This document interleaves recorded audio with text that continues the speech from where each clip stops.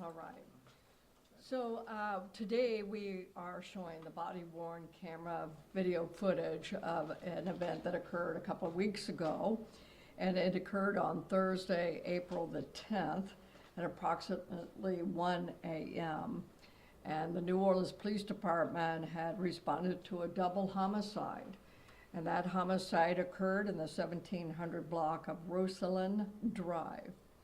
But shortly thereafter, we received another telephone call, and it was to the 8th District, and it was about a man who was in the middle of the street in the 900 block of Royal, and he was armed with a gun, and he had it to his head, and a kind of a suicide type stance, an attempted suicide type situation. That particular individual was quickly identified as Jared Paulus, and Jared matched the description of the suspect that had left or fled the scene of the double homicide. So the 8th District officers, when they arrived on the scene, they immediately tried to de-escalate the situation. And they tried to get him to drop the gun, obviously, and to talk with them. I live very close at hand, and I was on the scene as well very quickly, and I was able to be an observer of those actions by our district officers. I thought they did an amazing job, showing a great deal of compassion to this man, not knowing fully everything that had transpired, but trying to get him to put that gun down. I was very impressed by those district officers who responded. But then they too reached out and requested to have our SWAT team respond, which is an appropriate thing. It became a high-risk situation. The person was in the middle of the street. And upon their arrival, because our SWAT team also has trained negotiators as a part of that team, and they began as well trying to negotiate with Paulus and to get him to put that gun down, which he maintained in his hand in a threatening type manner. Several hours passed. As I said, almost all of us were out there, and I know that I was out there like the rest of us for about 5 hours. And at this point, sometime during that encounter, Paulus was talking. He was, yelling and so forth, but he did make articulations that he had killed his roommates and that he did not want to return to prison. This is still an active criminal investigation, so we're not going to delve much beyond what we already know. And so I will kind of limit it to that. But at one point, around the 5th hour into this event, I was able to observe through the drone, as many of us did, Paulus's actions. And you're about to see that video from several different angles. You're going to see it from the drone. You're going to see it from the officer's body-worn camera itself. And at the very end, you're going to see Paulus actually take a combat stand and raise that gun toward the officers. And at this point, Paulus does fire his weapon. The officers did respond, but what they responded with, we had one officer respond with deadly fire with 1 round.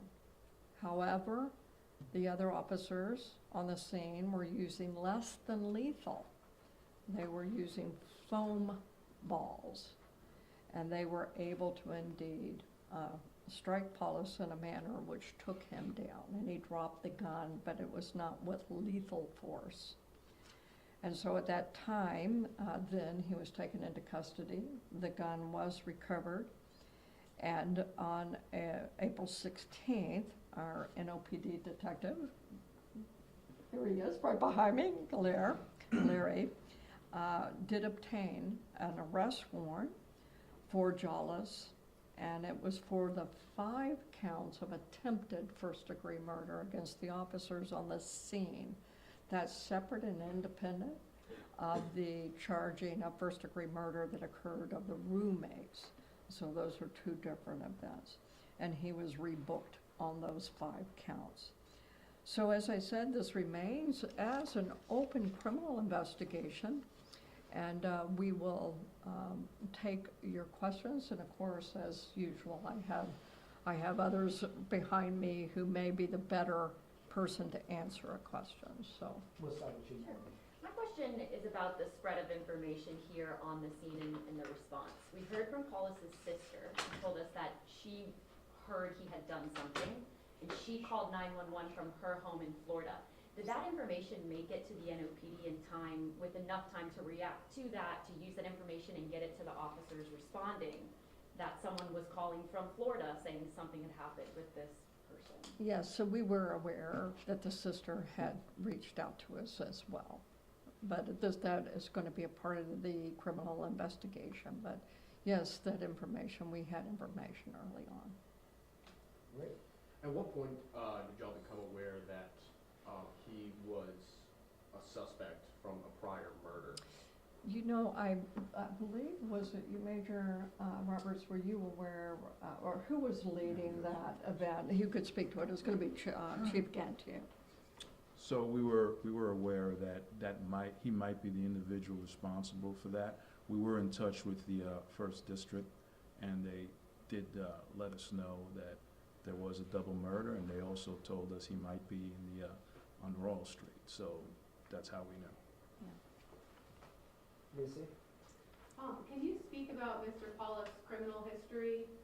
I can't, and I don't know that we can, but to whatever we can, we will. So go ahead, Detective. Yeah, excuse me. Good afternoon, Detective Miles Guerreri with the Force Investigation Team. Without going into specifics due to the 2 different investigations, it's pretty lengthy.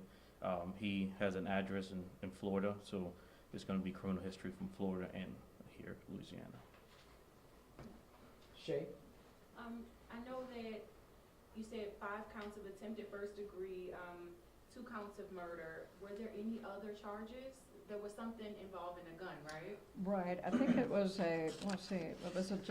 wasn't it illegal possession? Yeah, illegal use of a weapon as well as felony possession. It was yes, ma'am. Illegal use of a weapon during the incident with the officers. Perfect. And one more question, just when it comes to the double homicide, any more information that you all can share about? I know there were his roommates, about why it happened. Don't have that information now. Chief of the Investigative Bureau is to my left, Chief Gernon, Yeah. and whatever he thinks he can share. Obviously, this individual's been arrested for that double homicide. The case is being reviewed by the district attorney's office. It'll eventually be presented to a grand jury and then to actually, a court. So at this time, it would be inappropriate for us to make any additional comments on their case as they're doing their reviews. Can you spell Gary's name? Yeah, Just yeah. so I can I have it for you right here. So Rick, and for all of you, the spelling of his name.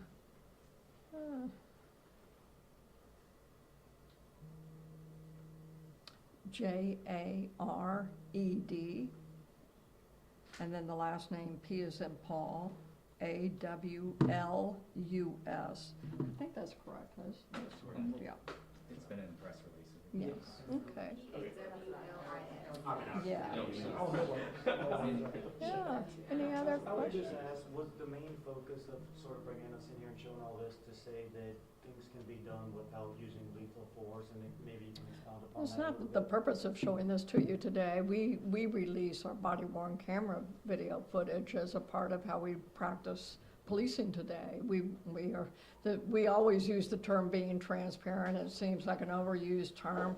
This is what it looks like. This is transparency in practice. And so it's not for that purpose, but in this particular case, that happened to be the outcome of that particular use of force. So we are practicing transparency in this agency, and then we're not just using it as a term. And can I ask, if he wouldn't have fired, would you guys still have considered it 5 counts of attempted murder? Well, if no one died, then it's attempted murder, and so even though, and he did fire on the officers, he indeed did twice. And so that's why it's attempted, because no one actually died in that exchange of lethal weapon. I think out of my mind I had Yeah, different. that's So okay. let me reword it. That's okay. If he wouldn't have fired his gun, what could have been the charges? I mean, besides the fact that, you know, he had did something earlier. Since, Sure. you know, you guys kind of went to him because he was suicidal. Very good question. We charged him with the highest level of charge, which was an attempt to shoot and kill the officers, and that's the attempted murder. Yeah, so that's the highest charge we can do. Okay, last question, we'll go to Matt. Just a quick question about the foam bullets. Can you just kind of explain that process? Do they fire at the same rate as a lethal ammunition? I'm going to give you to the expert over the use of SWAT, okay? And we have a couple of us on the here who are experts, but this is our most recent one. Thank you. Major Roberts of the Field Operations Bureau. Yes, those were 40 millimeter foam impact rounds. And yes, they serve the purpose of less lethal, exactly what they say they are, less lethal. We didn't, the Special Operations Division is very trained, highly skilled, and they were brought out, and it just shows the professionalism of those individuals that were involved in that situation. They used great tactics, and it came out with a non-lethal situation. Does it feel like you're being shot at, or can you Absolutely. describe the feeling? Yes, I have never been shot with one, but they serve their purpose. And it's a very, very great tool that we have in part of our arsenal, and so we use it when we need to, and it serves its purpose. What made you all want to use it that night in particular and not, you know, continue to fire the lethal rounds? Like, what made you all want to use it? Well, we worked very, very closely. We strategized. We came up with a situational plan, and we used that. Like I said, those individuals that were on scene are highly trained, and they're skilled, and they used the best course of action to mitigate that situation and render it safe. And when it comes to justification on using those, say he didn't fire those 2 shots, would you all have still, you know, been justified in using those rounds to at least, you know, incapacitate him, debilitate him, take him down? I mean, obviously y'all couldn't have used a lethal round in that case, but, you know, would y'all still have been able to use the foam rounds if he didn't shoot at y'all first? Well, we take each case by case, and we're not going to say what we could have done or what we should have done, but we used the best tactics at that particular time and rendered the situation safe, came out very, very beneficial for all. All right, thank you all for coming out, we appreciate it. We'll be sending y'all a link to the video footage shortly within the next hours. So Perfect, that thank should you. have it for your early news.